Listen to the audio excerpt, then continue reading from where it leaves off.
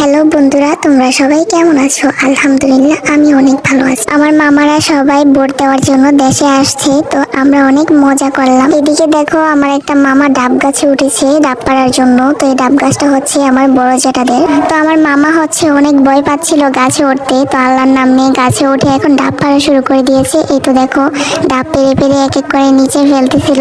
এই ডাবটা তো মূলত পড়েই যাচ্ছিল, তো কোনোভাবে হাতে আটকে নিল। এই তো দেখো, ডাব পাড়া শেষ। তো একটা ছুরিতে 5টা ডাব ছিল, তো 5টা ডাবই পেরে নিয়েছে, কারণ আমরা মানুষ অনেক বেশি ছিলাম। মামা এখন সবগুলো ডাব অনেক সুন্দর করে কেটে নিবে। এই তো ডাব কাটা শেষ। এই দেখো, আমার হাতে পানিগুলা দিয়েছে আর আমি ফেলে দিয়েছি। তো একটা ডাবের ভিতরে অনেকগুলা পানি হয়েছে মাশাল্লাহ।